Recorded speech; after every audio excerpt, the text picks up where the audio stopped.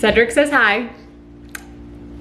Hello friends, welcome or welcome back, whichever one it is. I am so glad that you're here. If you are new here, hi, my name is Carrie. I am a TV host and I live in Kansas City, Missouri. Like I said, I am so glad that you decided to click on this video and that you are here today because I have been meaning to make a video like this for quite a while now. Today we are going to talk about a topic that is near and dear to my heart, and that is fostering. I have been involved in rescue for a number of years now, but I really only started fostering about a year and a half ago. There are so many parts of the rescue world that I think really need a light shined on them, and the first one that I think of is TNR, trap, neuter, release, when it comes to community cats, but the other one that I think of is fostering. So in today's video, I am going to do a little fostering Q&A, a little fostering 101, all the basics you need to know about fostering, because just when I tell people in general, or I post on my stories that I foster, have fostered, that I'm on my 10th foster, whatever it is, people always have so many questions. So the first one I want to talk about is just answering the question, what is fostering? So to put it very simply, fostering is just the dog comes to live with you until like they get adopted, basically. It's really that simple. Sometimes people like to complicate it. The dog really just lives with you and, you know, is kind of like your pet until their forever home comes along. I think sometimes people who aren't in the rescue world are a little confused by the concept of fostering. They're like, well, if it's not going to be your dog forever, like why would you welcome it into your home? Why would you get attached to it? Why? And the answer kind of goes hand in hand with someone who actually reached out and asked me this question. They said, I see the saying fostering saves lives a lot, but I don't understand what that means. What do you mean when you say that fostering saves lives? Such a good question. A lot of times when I share videos of my fosters or anything like that, I will hashtag it fostering saves lives.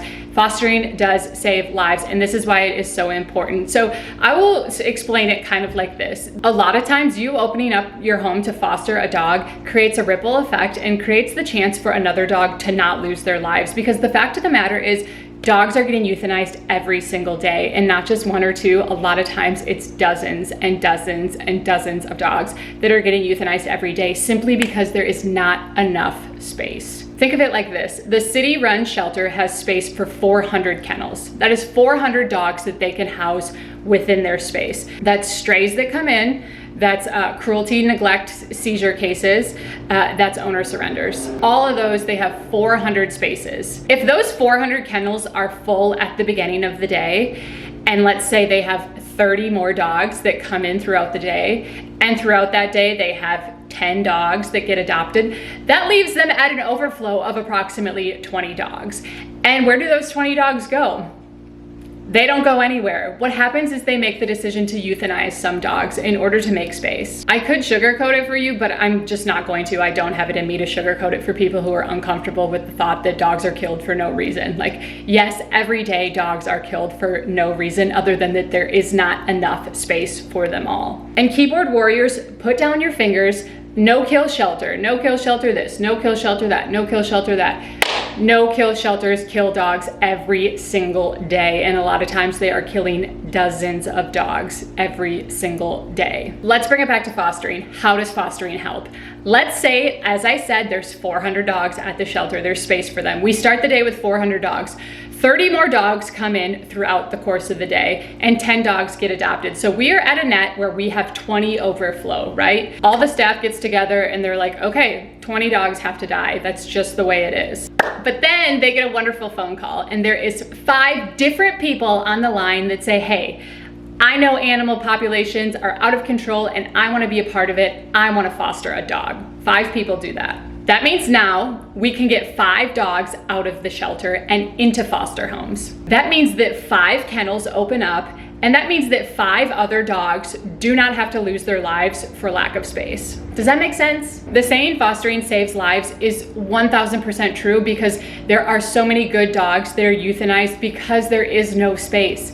These are dogs that are not aggressive, that have not bitten people, that do not have problems per se. There's just not space for them. So they have to be euthanized. That is the currency of the world that we live in. That is the mess that this country is in when it comes to animal welfare and where we're at. That's just the truth. I hate it more than anything in the world. It pains me to say those words, but I can't sit here and act like that's not the reality of the situation, because it is. So that is why fostering saves lives. So the dog that you end up fostering might not have been at risk of euthanasia, but By you getting them out of that kennel, you are opening up a kennel space for another dog to have a chance, another dog that might have been euthanized. So it's really a game of space. It's really so much about space, you guys. That's what it is. That's what it means when we say fostering saves lives. All right, next question. I'm curious about fostering. I've seen that you do it. It looks so rewarding, but I don't know where to start. What are the first steps? I love getting messages like this. The first step, don't complicate it, is to reach out to a rescue and tell them that you are interested in fostering. Any rescue will take fosters. I don't know a single rescue that will not take fosters. Speaking from someone who is a part of a small organization, a small shelter, truly, when we get an email from someone that says, I want to foster, it makes our day. It makes our day. We go crazy. We have a group chat, you know, of all of us that volunteer at the shelter. And truly, when we get that email of someone that's like, I would like to foster, we praise Jesus. It will make our day. It's the best thing. And just reach out, please. That's the first step. Don't complicate it. You know, if you have a rescue in mind in your neighborhood that you want to be a part of, you know, or maybe you're not sure, Google animal rescues. They'll come up. They will all have a tab on their website that says foster. Fill out an application, reach out, you know, to the rescue and let them know that you are interested. That's all you have to do. That's step number one. All right, this next question kind of goes along with that other one I just answered. I'm really interested in fostering, but I'm not sure which type of dog or which dog specifically I'd like to foster. Help. Listen here, friend. The wonderful thing about fostering is that there are all kinds of dogs out there. There is dogs that are high energy. There are dogs that are low energy. There are puppies. There are seniors. There are little dogs, big dogs, all sorts of dogs. You do not necessarily have to know a specific dog you would like to foster. You don't even have to know specifically what kind of dog you would like to foster. If you do, that's great. That will help in the process. But really, when you fill out an foster application, they will ask you some questions about your lifestyle. They will ask you questions about your home situation, what you're like as a person, what your work schedule is like, other people in the home. They will ask you all those things and they will match you with a dog that fits your lifestyle. You do not need to go to the rescue and be like, I want to foster a 6-year-old Chihuahua, you know, this, and that. You do not need to know those things. All you need to do is tell them about yourself, tell them about your lifestyle, tell them about your living situation, and they will match you with a dog that would be conducive to that. Here's another question that I get a lot that goes along with that. I would love to foster, but I live in an apartment and I don't think it's an option for me right now. Au contraire. I will say each rescue has their own like rules, regulations of how they like to handle their fosters. Some rescues might not allow you to foster because you live in an apartment, but a lot of them probably still will. Like I said before, their job is really to match you with a dog that fits your lifestyle. So they're probably not gonna match you, at least they shouldn't match you with like a Great Pyrenees or like a, you know, a lab with a ton of energy that needs to run around in the yard for hours a day. Like that probably wouldn't be a good fit for you if you're living, you know, in an apartment in downtown Kansas City or in downtown, you know, whatever, Dallas or whatever it is. That's probably not gonna be the perfect foster match for you. But let's say you live in an apartment and you still wanna foster. There's rescues out there that have like senior Shih Tzus or senior Chihuahuas or just you know, a senior dog that it just wants to lay around and be loved, doesn't have you know, a lot of energy, doesn't need a lot of exercise. Like that might be the perfect situation for a dog like that. So don't count yourself out on fostering just because you live in an apartment. No, you definitely won't be able to foster every type of dog, but there are dogs out there that you can foster even living in an apartment that will do just fine sitting on your couch all day, not needing walks or runs in the backyard or hikes or whatever it is. Like I'm telling you, whatever your living situation is, there is a dog that you can foster that will match that. All right, next question. Do I have to pay for the dog's food, vet care, etc.? You do not have to pay for anything when you foster, anything at all. You would be so floored at how many times people ask me, how much does it cost me to foster a dog? And I'm like, it costs me free $99. It is nothing. Now, don't get me wrong. There are often times when I will go to PetSmart or we'll go to, you know, a little dog store and I will pay for my foster to get new toys, get a new collar. There have been times when I have covered my foster dogs like, you know, heart guard and flea and tick treatments. Like I will just pay for those things because I choose to.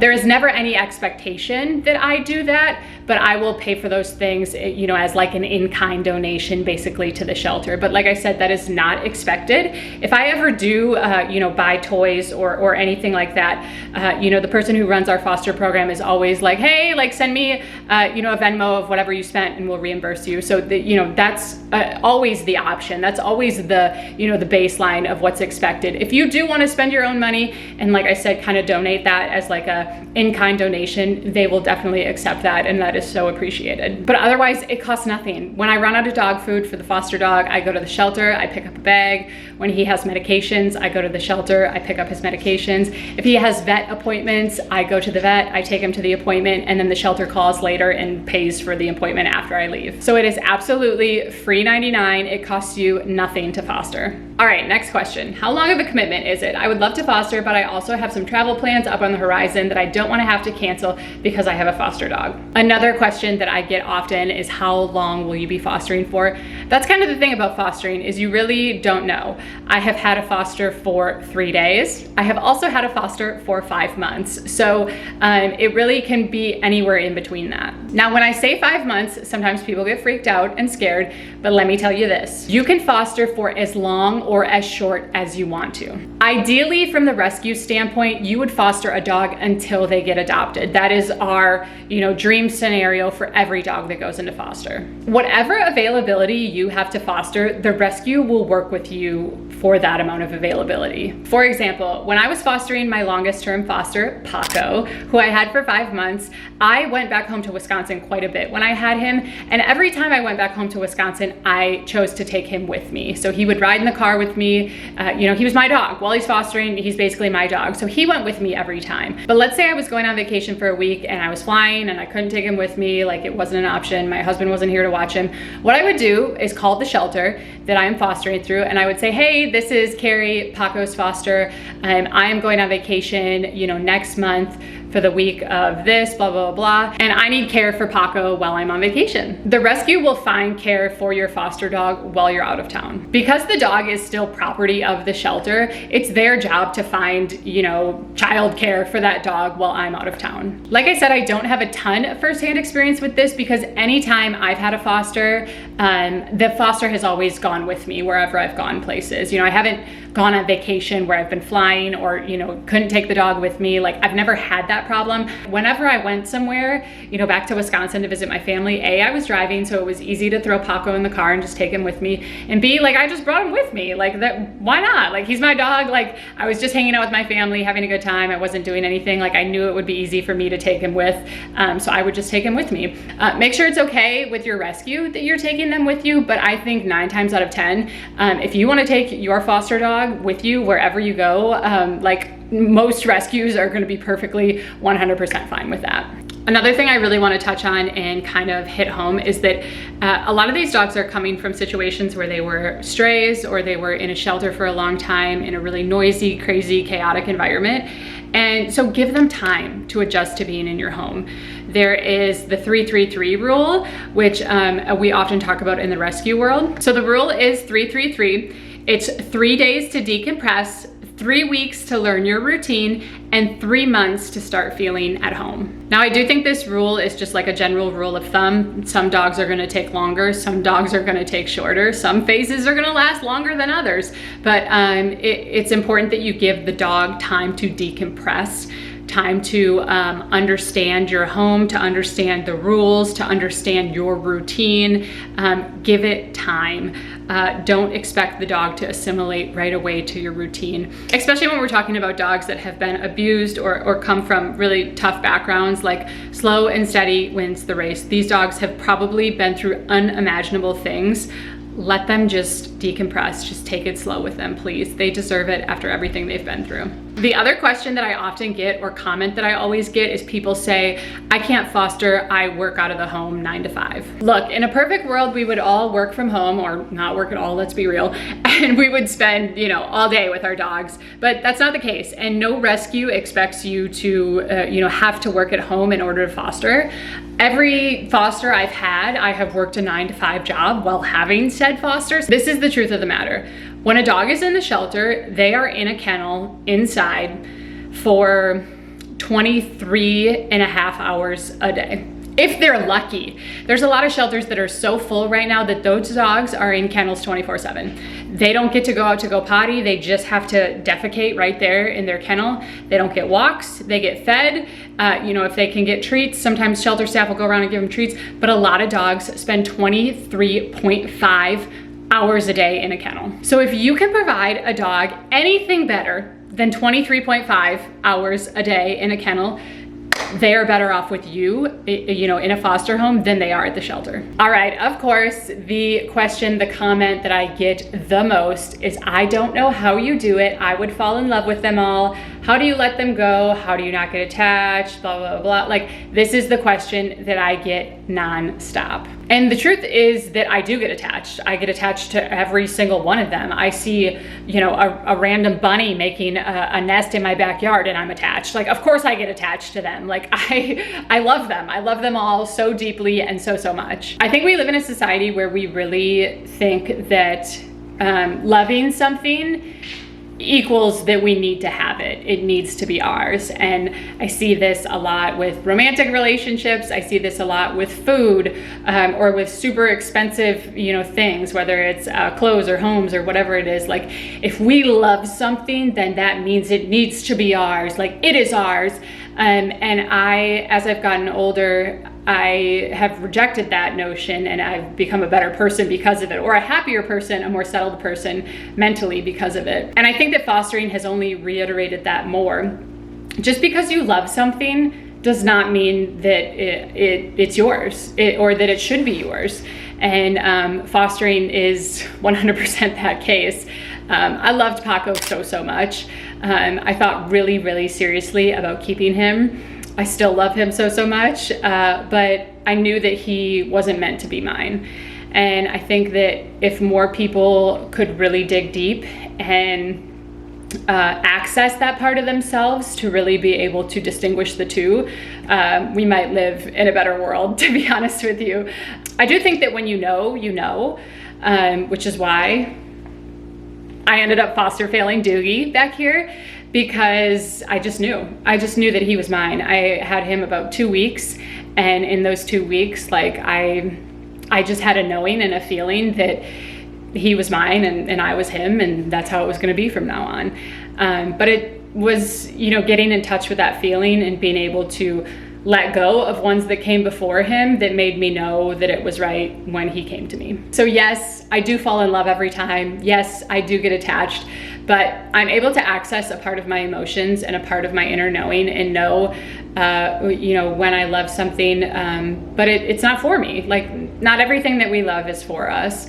And Doogie was for me, but the ones before him, you know, they weren't, and they're off living amazing lives, you know, with their forever people. And I got to be a part of that, and that's super special to me. That's all I could ever ask for. And on a much lighter note, like, I get to be the fun aunt, essentially. All the dogs that I fostered, I have had a really big say in who they get adopted to. And, you know, that's really a credit to the rescue that I, you know, volunteer through. Some rescues don't let the fosters have a huge say in it, but Missouri Pitbull lets me have, you know, a lot of say in it.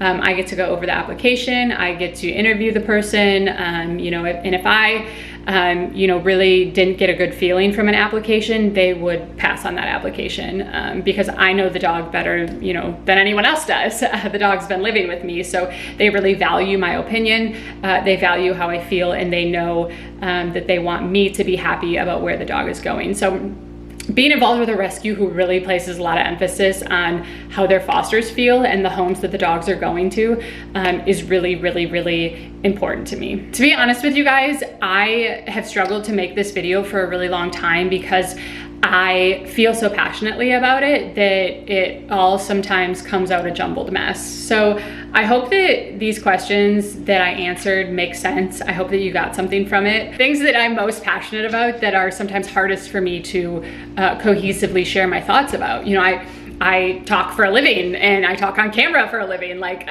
so that's something that I do naturally, but because I have so much passion about this topic, it's hard sometimes for me to even like get my thoughts together and process them in a way that I know is digestible, because there is so much emotion for me. There is so much that you know, affects me deep to my core when it comes to this topic. And so I hope this made sense. I hope that it was digestible in a way for you guys. Like I said in the beginning, if there's a comment or a question that you would like me to touch on more, please put them in the comments below. There's no question that is too stupid. This is an aspect of rescue that is a huge part of it. And I'm honored to play a role in it. And I would be honored, you know, to help you start your fostering journey, or to just help you understand a little bit more about why it's so important and why it's so needed in the world today. Thank you so much for being here. I am so grateful for each and every person that, you know, chooses to spend their time watching me do anything or say anything. Like, it blows my mind. So thank you so much for being here. I'm so appreciative to each and every one of you. I have a lot more content coming your way, so make sure you subscribe, like, comment, whatever, do all the things, or don't. Either way, I still love you and I'm appreciative for you being here. I'll see you guys again very soon in my next video. Bye.